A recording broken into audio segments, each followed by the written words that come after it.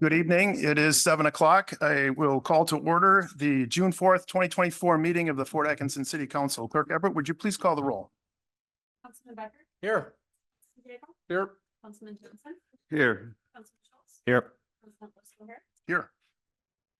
Item 3, public hearings. We have none scheduled this evening. Item 4, public comment. The City Council will receive comments from city residents. Comments are generally limited to 3 minutes per individual. Anyone wishing to speak is required to sign up in advance or state the following items for the record when called upon: name, address, subject matter, and contact information. No action will be taken on any public comments unless the item is also elsewhere on the agenda. For those who are joining us via Zoom this evening, by hybrid, if anyone on the Zoom wishes to speak during the public comment period, please raise your virtual hand through Zoom, as the chat box is not monitored during the meeting, and those on the call, please remain muted if you're not recognized to speak. We do have 5 individuals who have signed up this evening. I'll take them in the order they are on the list. John Donahue, you are first. If you would come to the podium, please, and state your name and address for the record.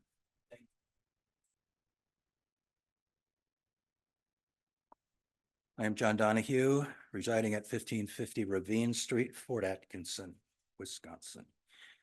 My statement is made on behalf of 154 City of Fort Atkinson residents who have signed a petition requesting that this City Council start reciting the Pledge of Allegiance at the opening of all regular and special council meetings. Additional petition signatures are forthcoming. Consider this. The Fort Atkinson School Board opens all of its meetings with the Pledge of Allegiance. The Jefferson County Board of Supervisors has made the pledge a regular agenda item. The State Assembly and Senate all open their meetings with the Pledge of Allegiance. This governing body does not. In the process of circulating petitions, many residents have asked, when did the council stop saying the pledge? And others have asked, why was it discontinued? I was recently told by one elected official that the pledge may be considered too conservative. Another elected official stated that it is something that will not be pursued, adding to the council agendas. If the pledge takes too much time, I timed it. The average time it takes to recite the pledge is 22 seconds, and that includes standing up and sitting down time, 22 seconds. The Pledge of Allegiance represents the ideals of liberty and justice for all our citizens, demonstrating respect for the values of our country, and serves to strengthen unity of our goals and purposes as a city. It is therefore requested that the Fort Atkinson City Council open all of its regular and special meetings with a public recitation of the Pledge of Allegiance, with such pledge being permanently incorporated into the agenda of all such future meetings of the Fort Atkinson City Council. Inasmuch as this request may require an amendment to the revised Code of Ordinances, City of Fort Atkinson, Ordinance Section 2-53, Order of Business, it is also requested that the Fort Atkinson City Council refer a draft resolution which has been prepared, which I presented to the council president just moments ago, and that the ordinance committee consider that resolution. Also, furthering considering that all relevant procedures necessary to act on this request, the council will do so. The council is further reminded that Friday, June 14th is National Flag Day. So let's move on this request this month. The draft resolution has been presented. If there's a compelling reason why this request cannot be performed, our elected city representatives should let that reason be known. Thank you. Okay, next up, we have Jeannie Newbold. If you would please come to the podium and state your name and address for the record.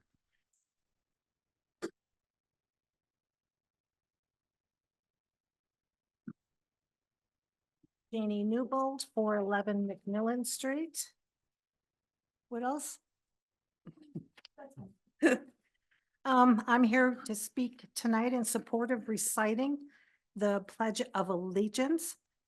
Our Pledge of Allegiance is not political. It's not to the right, it's not to the left, it's not liberal, it's American. There's never been so much division in our country. Everyone seems to be angry these days. We, our nation, will always have different opinions and beliefs. This will never change. But I believe all of us, city council meeting members, the citizens of Fort Atkinson, we have much in common and want the same things: safety, security, freedoms, equality, and the list goes on. When the Pledge of Allegiance leads a meeting or event, everyone stands up together in unity, no matter what differences or beliefs are held. And together, we make a pledge to our nation that we stand indivisible as one. We make a pledge that we will protect freedom and ensure justice. We stand together, Americans, our right hand over our heart, in respect for our flag, which stands for our nation, the United States of America.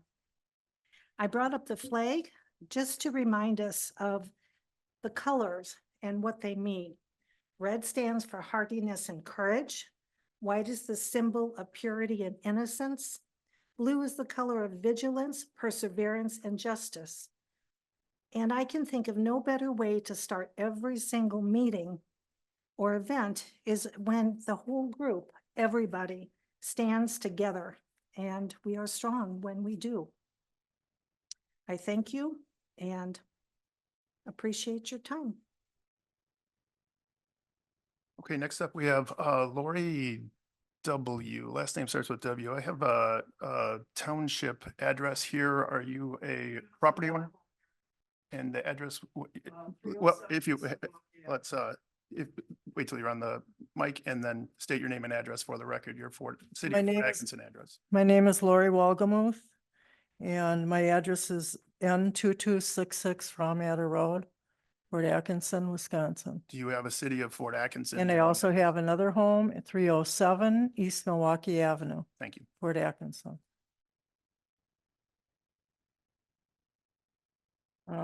This might not sound very nice, but this is like the worst scenario, I guess.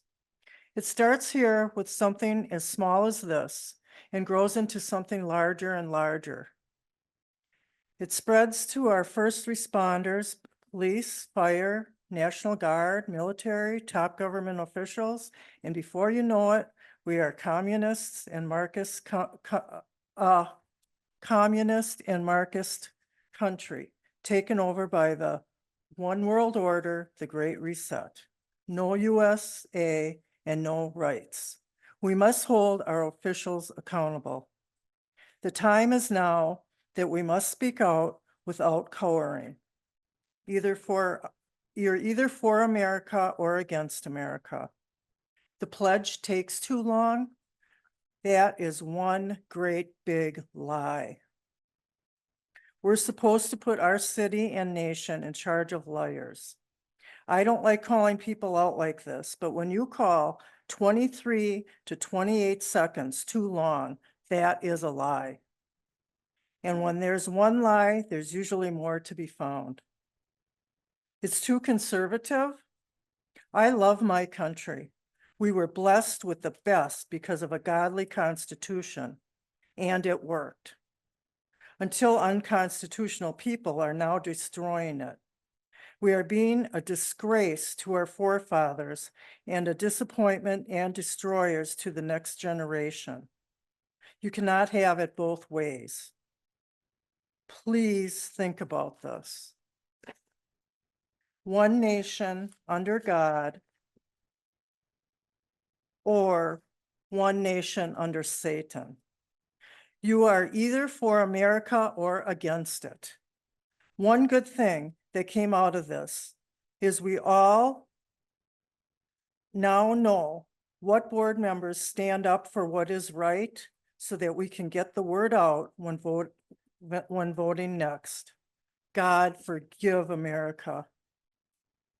We are a country, we have a country to save, so please speak up and stand up for what is right. That means all of us, including our churches and businesses. Thank you.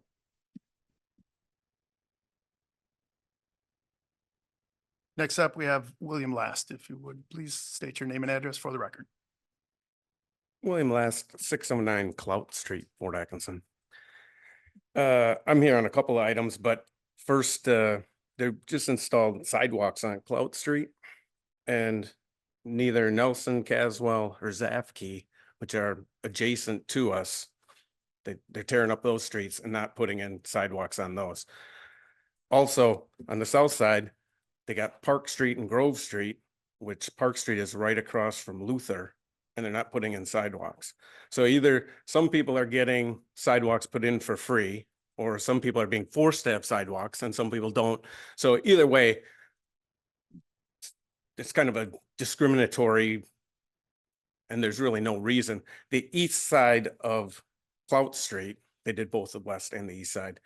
The east side is probably one of the most challenging areas to try and put a sidewalk in. The existing grade is horrid. There's driveways that are already steep pitch. So there's no excuse not to put in sidewalks on these other streets. Certainly not on Park Street by Luther. When little Joey gets hit by a car because you guys didn't put in sidewalks, the lawsuits are just going to be astronomical. So I'd suggest that any street that gets repaired, gets redone, sidewalks go in. It may take 30 years for the city to do them all, but it should be on, everybody should be treated the same for installing the sidewalks. The second item I have is hard surface driveways. I've been part of a group that's been sending registered letters to the city now for 3 years in a row. 131 West Blackhawk, Yurgis Mini Storage, and 1108 Whitewater Avenue have no hard surface driveways. They were, and a couple of these were just within the last couple of years. So the ordinance applies, and a couple of us in my group have built homes. I personally have, and right on my occupancy permit, it says hard surface driveways will be installed within 1 year. Erosion control will be maintained. It's right on there, and these three individuals just don't do it. And like I said, we've sent registered letters to the city and there's been no action. So I would hope that the board could light the fire where it needs to be lit. Thank you.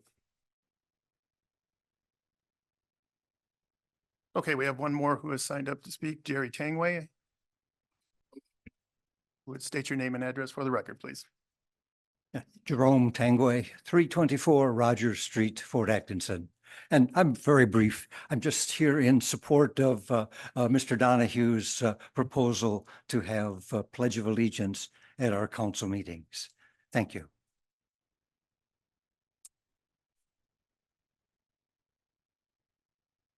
All right, now for anyone on Zoom, I see Mr. House, you waving your hand.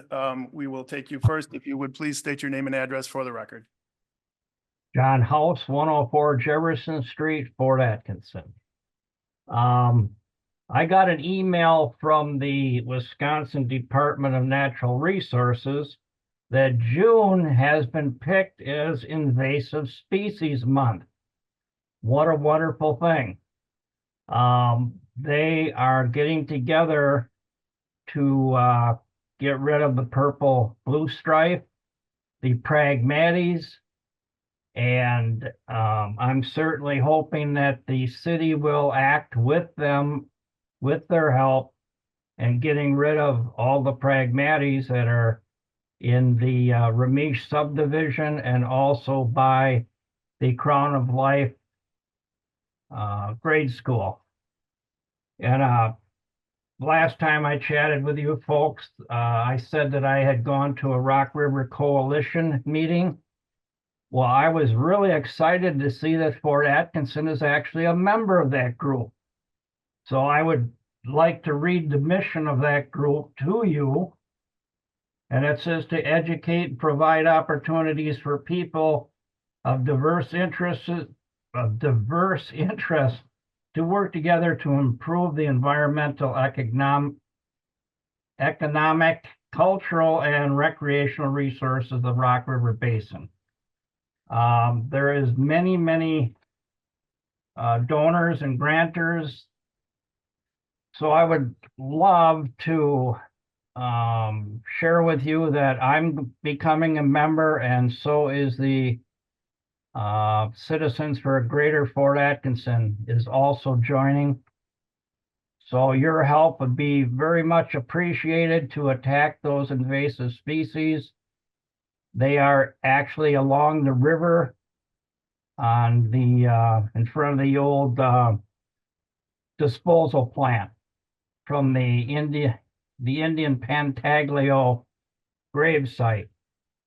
I have maintained all the way down to the marina for the last 10 years by myself, getting rid of the blue stripe or loose stripe it is. So I'm just bringing this up so we can all work together and get rid of this stuff because it will take over. And of course, I'm also behind the Pledge of Allegiance also. Thank you so much. Okay, is there anyone else following along on the Zoom who would like to provide public comment?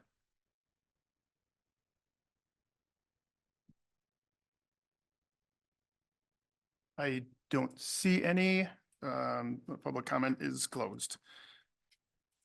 The consent agenda, item 5. The consent agenda outlined below is hereby presented for action by the city council. Items may be removed from the consent agenda on the request of any one council member. Items not removed may be adopted by one action without debate. Removed items may be taken up either immediately after the consent agenda or placed later on the agenda at the discretion of the council president. I move to approve the consent agenda as listed. Second. We have a motion and a second. Any comments or discussion? Seeing none, the motion is to approve the consent agenda as listed, items 5A through 5F. All those in favor, please signify by saying aye. Aye. Any opposed? Motion is approved. Petitions, requests, and communications, item 6A, recognition of 2023-2024 City Council President Bruce Johnson. Manager Hausman. Thank you. It is my pleasure to present Bruce Johnson with an engraved gavel to commemorate his time as the City Council President from April 2023 through April 2024. Bruce was first elected to the City Council in April of 2018 and has been reelected in 2020, 2022, and 2024. He's currently serving his 4th term, and we are continually grateful for his participation in the governing process and his perspective on all matters that come before this body. So if you could join me up front and I'll present you the gavel. And we also have a plaque that has all the councilors' names. I'll put that up in the picture as well.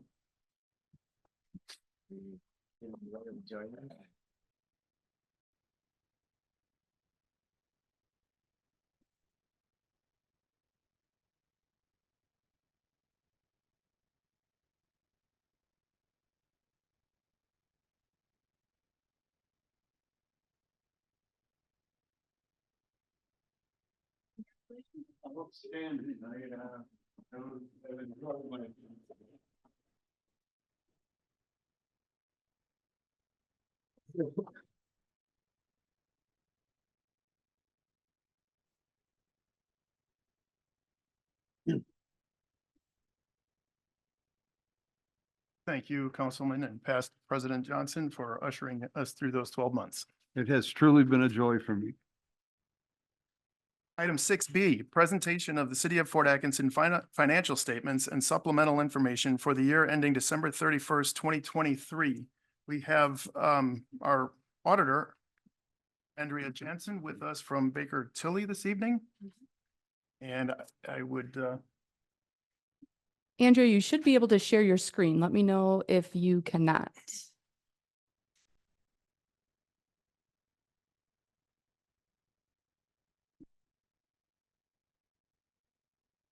Okay, we've got it. You're seeing the financial statements. Yes. Okay, so thank you for your time this evening to discuss the 2023 audit reports and for the opportunity to join via Zoom tonight.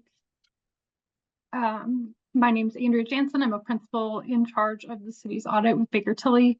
And for our time together, I am going to walk through the 2023 financial highlights that we pulled together for purposes of this meeting. But before we get there, I'm going to just make a few comments on each of the formal audit reports. So starting with the financial statements, which is the page I've got up right now, we issued an opinion that is consistent with prior years. And what's that page here? This is at the front of the report. So there is an adverse opinion on the omission of a component unit. So the Fort Atkinson Historical Society has been determined to be a component unit of the city, but because that separate legal entity does not have audited financial statements, we're not able to pull their information into the city's statements, which results in an adverse opinion for this specific information. But for all of the information that is presented within the city's financial statements, we are able to issue an unmodified opinion, which is otherwise known as a clean opinion, and that's the highest level of assurance that we're able to give. So again, this is consistent with what has been issued in prior years. The other formal audit report that we issue looks like this one. It's the reporting and insights from the 2023 audit. And if you're familiar with this document, the 2023 report will look very similar to prior year, largely made up of required communications. If you're less familiar with this report, I would encourage you to read through it. It provides some insight into the work that we do, covers certain responsibilities and concepts related to the audit. And then I will point out the internal control matters of this section of this report is on page 6. Similar again to last year, we do issue a material weakness over financial reporting because we prepare the city's financial statements on your behalf and have found material adjustments during the course of our audit work. So just as a reminder, this is very common for municipalities of your staff size and just in the government industry as a whole. The other sections of this report, which I'm happy to get into if there are questions, generally include a link to our website for topics that might be of interest to this group beyond just the audit.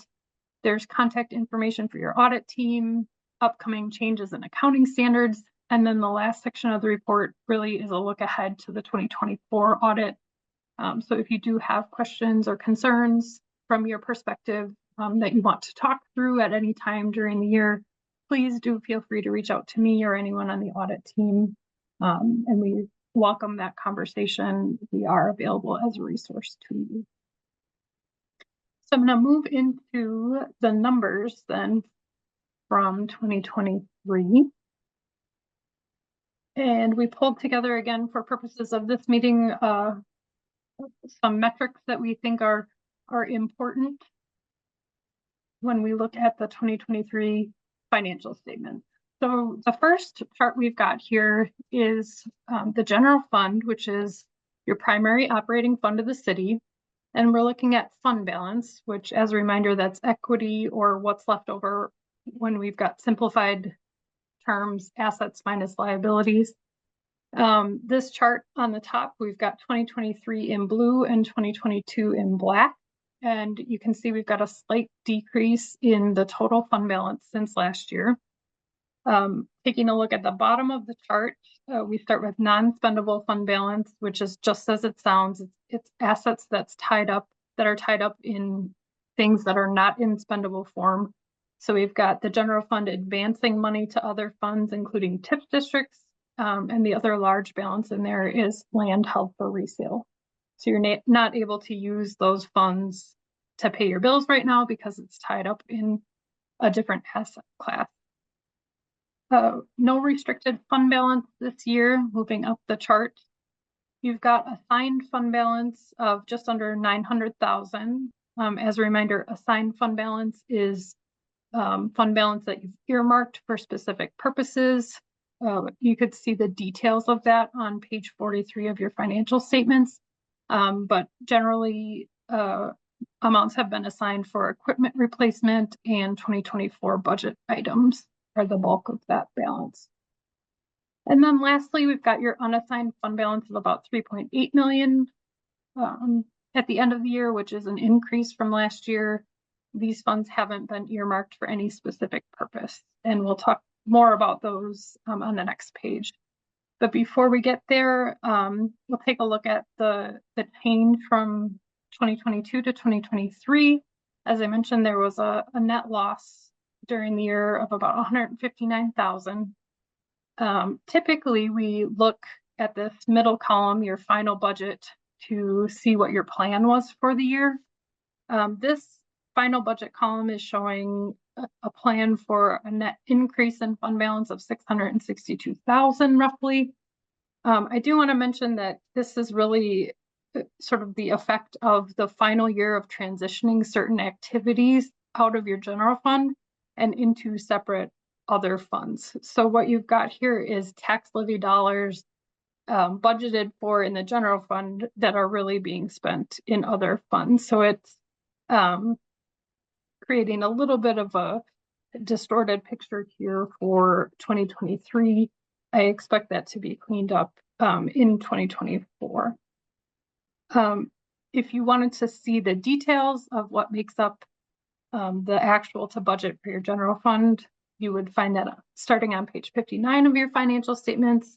A couple of highlights that I saw: investment income was up compared to your budget quite significantly with a favorable balance. There was some savings in public works expenditure category. And I would say the largest unplanned spend in terms of your budget to actual almost land for the public works, future public works facility. So moving on to page 2, we are still talking about the general fund. We are still talking about fund balance. This charts out your unassigned general fund balance compared to budgeted expenditures for the general fund, and then compares that to your policy range. So you can see with the red line, you're at about 39% at the end of the year, which is up slightly from last year. This is a very, very healthy unassigned fund balance. You are above your policy range, but we've also included some comparative metrics for other municipalities of your size in Wisconsin, and you are right in line with those metrics. So you could consider assigning additional funds if you've got, future large projects that you want to start saving for to get closer to within your budget or your policy range. Or you could consider adjusting your policy range if you feel like this 39% is truly where you should be for your reserves. As a reminder, I think when you adopted the fund balance policy, that would have been before you shifted some of these expenditures to separate funds. So sort of the bottom end of that ratio, your expenditure total, is less than it would have been at the time that you adopted the policy. So that may be impacting what you're seeing here in terms of trending values. So the next page, we are going to switch gears and talk about general obligation debt. This chart has, let's start at the top, your state statutory debt limit, which is just over about $67.6 million at the end of the year. As a reminder, that is 5% of your equalized value. So it is good to see that top line trending upwards. The city also has a policy mapped out in blue, which is more restrictive than the state statutory debt limit. And then your actual general obligation debt outstanding is the bottom line in red, which is trending downwards over the last several years and landing about $14.7 million at the end of 2023. As a reminder, your general obligation debt, this chart does not include your revenue debt of the utilities because that will be paid, repaid with future utility revenues rather than tax levy. We did include that value of debt outstanding for the utilities, just under 12.9 million at the end of 2023 for reference. If you're into data, we have a link here that will take you to the Wisconsin Policy Forum, which has all kinds of different data, including data on debt, and you're able to compare it with whatever municipalities you would like across the state. On the next page here, page 4, we are still talking about debt of your governmental funds, but we are talking about your what you're spending on debt, your principal and interest. And comparing that to non-capital expenditures, we've got that ratio mapped out here in red. Over the last 5 years, that ratio has been relatively stable. We've also got some comparative metrics here plotted out for communities of comparable size, and you can see that you are coming in below those comparative metrics. So this all looks very healthy, no concerns with what I'm seeing here. And then the last three pages that we're going to look at here are the utility funds. So starting with your water utility, as a reminder, the rates are governed by and approved by the PSC of Wisconsin for your water utility. The last increase was the end of 2021. So you can see the operating revenues mapped out here in blue are really responding to that rate increase.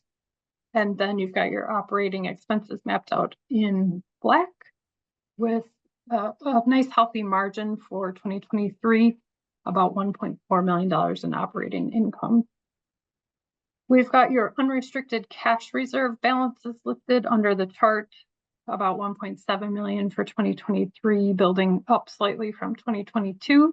And that would cover roughly 6.5 months of operating expenditures for the water utility.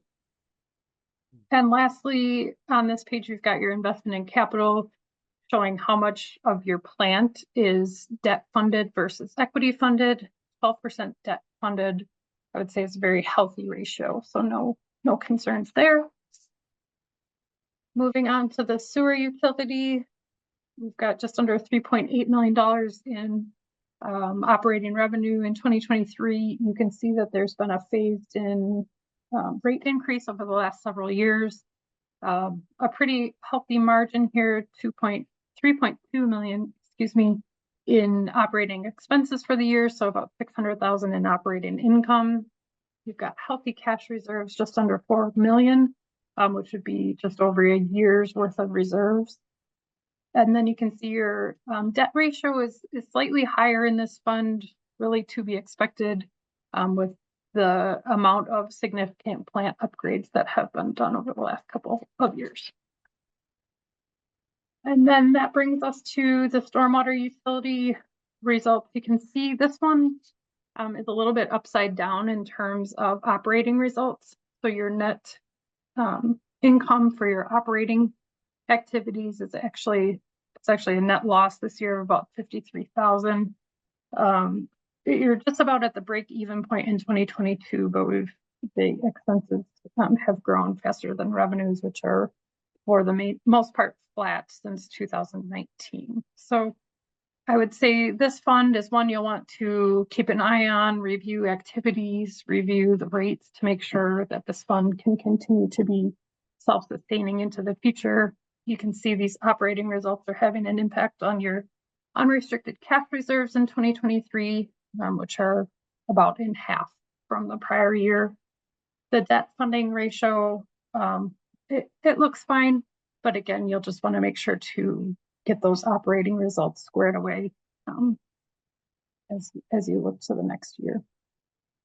So before I open it up for questions from the group, I know that was a lot of information. Just want to make sure to thank Michelle and team, for her efforts and assistance with the audit process. I know a lot of time and energy goes into preparing for the audit. So just really appreciate her time.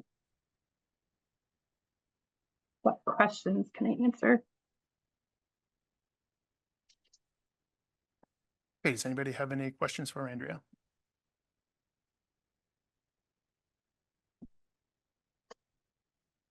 I guess it's just, it seems like it's kind of a recap of what we hear year to year. Typically, the city stays within its debt policy. We're not drowning in debt. For the most part, our various funds are staying healthy. So it sounds like good news for the most part. Yeah, Andrea, I would agree. Andrea, are you able to give a kind of a comparison to other cities our size as far as how well we're doing? Are we doing 5 stars, 4 stars? Oh, gosh, I don't know that I would Just be able kind of a to, general impression. I'm not looking for, I don't know if I'd be able to provide any stars. We don't usually do assurance in stars. I would say the comparative metrics that we mapped out on each of the different graphs that we had, I would say, the city is right in line with all of those metrics, or maybe even exceeding some of those comparative metrics. There really weren't any surprises to me in terms of those operating results of the governmental funds. So, I would say that is good news. I probably can't give out stars, but I think that combined with really the city has taken on a lot of projects, made a lot of changes in the last couple of years. So, to undertake all of that and still maintain positive financial results, I think is a really good indicator. thank you. That satisfied my thirst for that question. Any other questions? Or comments? Okay, seeing none.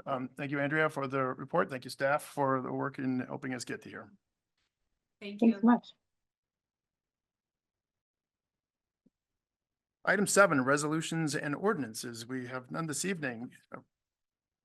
Item 8A, reports of officers, boards, and committees. City manager's report. Manager Hausman. Thank you. On May 28th, I attended a virtual Wisconsin Economic Development Association, or WEDA Academy, on the topic of power, meaning electricity in economic development. I learned how the systems work, the terminology needed to reply to requests for information from site selectors, and contact information for those providers in our service area. So that was very positive. As the 2023 audit is now complete, staff will be scheduling the annual meeting of the Joint Review Board to review the status of the city's tax increment districts. We'll also be scheduling a tax increment district workshop with the City Council and the Economic Development Commission and our financial advisors from Baird in August to begin planning for the closure of 3 of the city's existing TIDs. The city's Board of Review, which consists of the City Council, the City Clerk, and myself, met on May 29th to hear appeals from property owners relating to assessments. No such appeals were made, and no hearings took place that day, but we are statutorily required to meet for 2 hours, and the Board of Review did that. On Monday, Police Chief Bump and Clerk Eber participated in the swearing in of Dale Broughton, the city's newest police officer. Ms. Broughton comes to us from the Jefferson County Sheriff's Department as a lateral transfer and will be able to start in the field training immediately. So welcome to Dale. The Police and Fire Commission met just this afternoon, and I'm pleased to announce they confirmed the promotion of firefighter advanced EMT Michael Lawson to the position of captain. And they confirmed the hiring of Brandon Ragdenby as a full-time firefighter advanced emergency medical technician. Brandon is currently a city employee within the Public Works Department. Both Mike and Brandon were paid on-call department members for many years, and I'm thrilled that we were able to promote these 2 very capable employees from within our organization. The city is in the process of hiring 1 additional firefighter paramedic, a public works crew person, and a city engineer. If you or anyone you know is interested in working for a team-oriented and public service motivated organization, please check out the city's website for more information about these positions. And lastly, the library director hiring committee has narrowed the field of 11 applicants to 5 for a first round of virtual interviews on June 21st. And we'll move forward with that process as well. And that's all I have today. Thank you. All right, thank you. Item 9, unfinished business. We have none this evening. New business, item 10A, review and possible action relating to alcohol beverage license applications for the licensing period of July 1st, 2024 through June 30th, 2025. Clerk Eber. As noted in the agenda item, alcohol licenses are reviewed and approved annually by the License Committee for the City Council. Alcohol licenses, there are several different types of them, being Class A or Class B. Class A is when you would consume the product away from the premise. For example, you purchase from grocery stores, gas stations, and you consume away. Class B is where you could consume on site. You can say that stands for bars, but also be restaurants and establishments. Various types of these licenses could be combination. For example, you could have a grocery store that has a Class A intoxicating liquor and a Class A fermented malt beverage, which allows them to sell both products for consumption away. We have quotas that are established for some of these licenses. There is some state quotas, which is the Class B intoxicating liquor, which again would be a bar or restaurant would be consuming the liquor on site. We do have some local ordinances for Class A intoxicating liquor, Class A fermented malt. Of those, we have one Class A fermented malt beverage licenses available. So again, that would be for consumption away. So should a retail establishment want to sell malt or beer items, they could apply for such license. Of all the existing license, all were applied for with the exception of one location, Family Dollar. I'm still working with Family Dollar. I believe they had some changes at corporate level and the renewal process has kind of slipped their mind. So that's something that once it comes through, I will come back to License Committee and Council to discuss that one. So I provided in the memo the list of all of the alcohol licenses. The type of licenses they have is located in the fifth column. The trade name, which is also the name that is registered with Department of Financial Institution, and then doing business as, and then the business address location. At the end of the list, you will see we have the 4 reserve licenses. So if you recall, the Department of Administration created the quota that was set back that did not allow the additional Class B intoxicating liquor license unless you had an increase in your population in a fraction of 500. Or with the adjustments of purchasing from a neighboring facility, neighboring municipality. So at the time we have the 4 reserve licenses. I'm happy to address any questions. The fees associated with these are charged the maximum that's allowed by state statute. So a liquor license, whether Class A or Class B, is $500 for a year. A beer license, whether Class A or Class B, is $100 for the year. And then a Class C wine license is $100 for the year. So all license provide a general fund revenue of over $25,000. The only request that we have is the motion to approve them would be contingent upon monies owed to the city are paid prior to license issuance. And that is in our city ordinances. So any past due delinquencies that would be consistent with any utility bills, any past due charges or invoices that they would have to pay that in order to be issued at their license.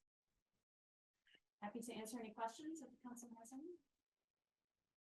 These were reviewed at License Committee last week. I think we had a good discussion, but there was nothing that was subjective or any concern from any of the committee members.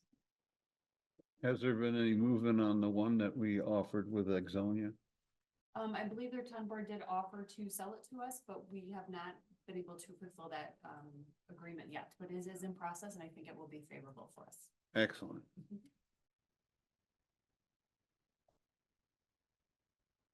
I move to approve the alcohol beverage license applications for the licensing period of 1 July 2024 through June 30th, 2025, subject to the conditions outlined in the staff report. Second. We have a motion and a second. Excuse me. Any further discussion? Hearing none. The motion is to approve the alcohol beverage license applications for the licensing period of July 1st, 2024 through June 30th, 2025, subject to the conditions outlined in the staff report.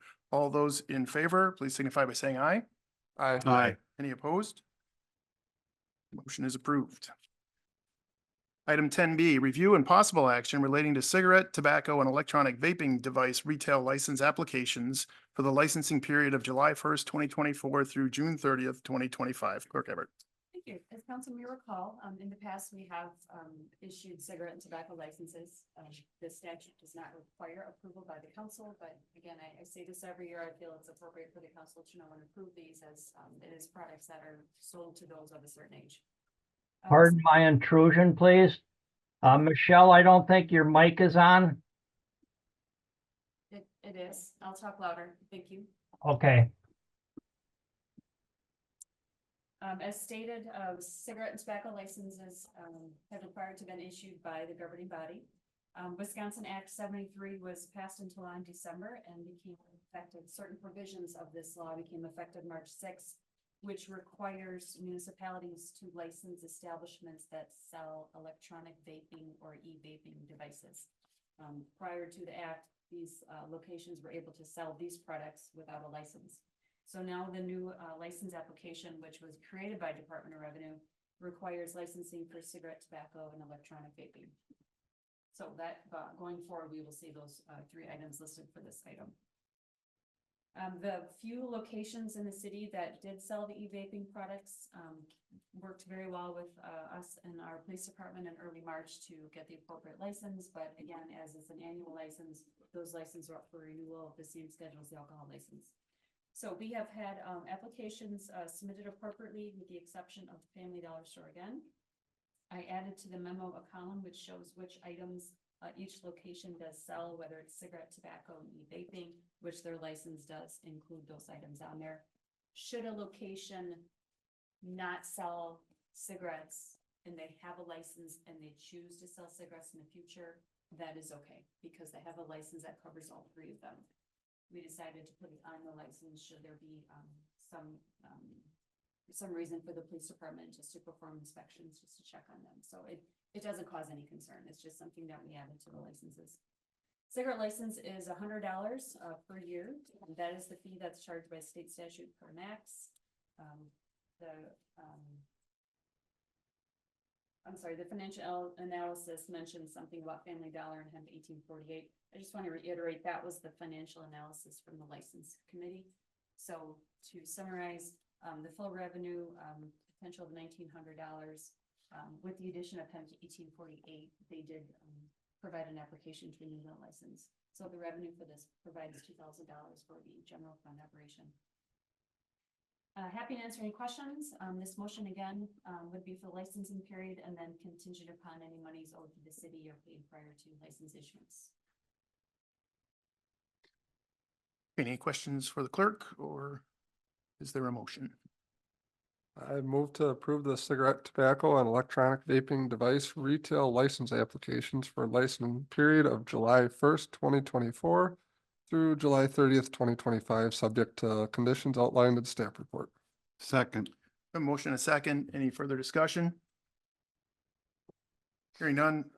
The motion is to approve the cigarette, tobacco, and electronic vaping device retail license applications for the licensing period of July 1st, 2024 through June 30th, 2025, subject to the conditions outlined in the staff report. All those in favor, please signify by saying aye. Aye. Any opposed? Motion is approved. Item 10C, review and possible action relating to the purchase of an Enduro M32 robotic pool cleaner with ARPA funds at a cost not to exceed $11,767.45. We have Parks and Rec Director Dayton with us. Good evening. So each morning it takes 3 staff people to get the pool up and running for the public to enjoy every day. And as part of that, we have one person who's cleaning the bathhouse. We have a second person who's a CPO, certified pool operator, who is doing all the mechanical work and then making sure that the chemicals are up to par. And then we have a pool cleaner. Each of these are separate and take enough time that from the start of the day till the time that the pool opens up, we need all of those staff people doing those separate jobs independently. With the pool cleaner part, there are various parts of the system that take time, effort to put together. That process is probably the most exciting part of the job. The actual cleaning part is just steady and boring and just not enjoyable. So over the years, it's been pretty difficult for us to find staff people to fill that position. We've had to pull from our rec staff who would be maybe teaching classes throughout the day. They would come in the morning and clean the pool. We would have seasonal park staff come in and perform those duties for us just to fill that position. And so faced with these challenges, our pool specialist staff person, he came up to Carico Aquatics, which is our service provider, and they've been our provider for many years, and asked about some solutions that they may have. And they presented us with this system. It's the M32 robot cleaner. A lot of facilities that are able to invest in this really see their facilities jumping towards the future of what is possible and the newest technology in aquatics. And so we, after conversations with them, conversations with other Parks and Rec professionals who have used this as well, we recommend that the city invest in an automated robot pool cleaner for this season to potentially see cost savings within 3 years. And I'll break that down for you. The staffing component alone, and this is based off of, I admit, this is based off of a perfect season of somebody being there every single day, which isn't realistic. But if that were to happen, the staff savings alone would equate to $11,723.25. That doesn't include any updates that we would have to make to the actual vacuum system.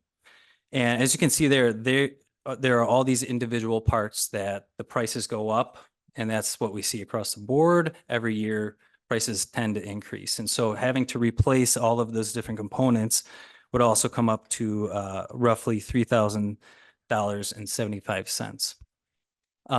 This new unit is all in one. It all fits on one cart, easy for our staff to manage. They wheel the cart up to a certain spot, unravel the power cord, plug it in, drop the machine into the water, set it, and forget it. They just walk away. The cleaner actually does everything throughout the night.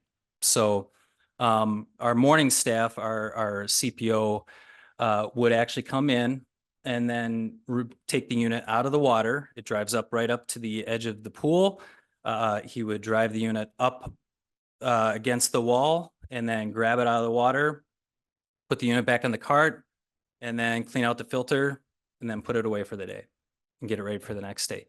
So the complexity of it is much different. You should see the step-by-step guide that we have for our staff now. It's a lot. So presented with this and seeing this as an opportunity, we asked Carico to provide us with two options. The two options they gave us was option one, which is to purchase the unit outright. This does come with a couple of warranties. There's a 7-year parts warranty, or sorry, 2-year parts warranty, 1-year labor warranty. And then the frame itself, which is all stainless steel, comes with a 7-year warranty. The total for that was $11,767.45. And as you can see, the lease option does come with some perks of its own, but the lease option is quite a bit more expensive. And so we saw the advantage with the ability to use the ARPA funds, which won't have any impact on our current budget. And they do need to be used up relatively soon. We saw this as an opportunity to invest in that and then also see those cost savings with our staffing. And so that's kind of that double-edged sword. We invest in something with money that we need to spend that doesn't affect our budget, but then we also save money on the other end with staffing. So ultimately, staff recommends that the city council authorize staff to accept the proposal from Carico Aquatic Resources to purchase the Enduro M32 robot pool cleaner at a cost not to exceed $11,767.45 using those ARPA funds. Does anybody have any questions? One, first off comment of, I really appreciate how much work you went into explain, how much money this could save in labor over the at least 1-year time frame. What's kind of the life expectancy of these units? Yeah, so that was an important question that we asked the Carico Aquatics. So they have 100 units throughout their region, which is like the upper Midwest.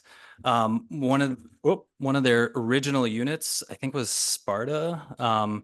It is still running today, the same exact unit. And that was at 9 years. The units are, I believe, from overseas, but they're coming to the US market. And so that's why we don't have as much, years to compare. But based on what they said, this could be the last unit we need to buy as long as we properly maintain it. All the components are modular. It's all stainless steel. So if a motor goes out, you take that motor out, replace it, and then it's back together versus a car where you have to take other components out just to get into the one area you need. I'm not a car guy, so yeah. So it's a long-term investment that'll pay off very easily. Yeah. And what we're seeing here. Yep, we anticipate that. Ben, I appreciate your explanation as well. And one thing I noticed in the packet is it did lay out there is a lease option that they offer. Other than there's an initial 1-year warranty for the parts on the lease. Doesn't seem like there's any real advantage to doing the lease, and I think that's why you're recommending to do the purchase. General reliability seems good. You're not having any concern about that parts warranty being an issue. No, and you know, it's not going to be foolproof, right? Their parts will fail at some point, so I'm realistic about that. Caracal Aquatics is just down the road. They're out of Jefferson. The service that they would be able to provide us and have been able to provide us gave me a lot more ease, because they can just come over, service the unit there on the deck, and then get it back up and running. So maybe if we were several hours away from them, maybe a lease option would have been better, because in that instance, they would take a different machine, swap it out so that you could, you know, continue to operate. It's a lot more, you know, from everything that they've said, the reviews, what I've heard from others, it's a sturdy unit. So I feel pretty confident in that. Great. Yep. I will also just mention, I think the Parks and Recreation staff was looking at the most economical way to do this, and using their own operating funds was kind of the impetus of getting the lease. So they were looking at where they can save operating funds and reutilize those operating funds for the lease. So, and then when we started talking through it more, we discussed that it made more sense to purchase it outright and have those operational savings over time. Yep. Thank you. With the aquatic center open now, do you anticipate if we were to approve this, that we would be able to get one rather quickly? Yeah, so there's a 2-week turnaround, and depending on what they may have available, they've mentioned that they could loan us a unit between now and then. I don't know, I can't take that for, you know, in writing, but that's what they had mentioned. So there's a 2-week turnaround, ships to them directly, they put it together, and then bring it out to our facility, and then train us, get it all mapped out for each area of our pool, and then we're up and running. So we anticipate 2 weeks, probably on the top end. Any other questions? No, I'm comfortable with this, and again, I appreciate the work that went into this, so I will move to approve the purchase of an Enduro M32 robotic pool cleaner with ARPA funds at a cost not to exceed $11,767.45. Second. We have a motion and a second. Any further discussion? Hearing none, the motion is to approve the purchase of an Enduro M32 robotic pool cleaner with ARPA funds at a cost not to exceed $11,767.45. All those in favor, please signify by saying aye. Aye. Any opposed? Motion is approved. Item 11, miscellaneous. We have no miscellaneous items this evening. Claims, appropriations, and contract payments. Item 12A, review and possible action relating to disallowance of a claim against the city of Fort Atkinson. Clerk Everett. Thank you. I apologize to the council. The memo was tipped, but somehow was not included in the packet. So you do have a printout of that memo in front of you, which I will reference. Also, we recall in July 2021, we did switch to the League of Wisconsin Municipality Mutual Insurance. They are our insurance carrier for property liability and brokerage account. When claims are filed against the city, we provide them to our insurance company, and they assign it to the various companies that they work with. Statewide Services, Inc. is a company that we use when there are claims filed for liability or thought of liability. On May 1st, I received a notice of claim from a resident. On April 27th, they were driving within the boundaries of Rock River Park. They were driving along the roadway, and a branch fell on their car. It was unfortunate. The car did have some damage on it. The police were called to come to the scene, take some pictures.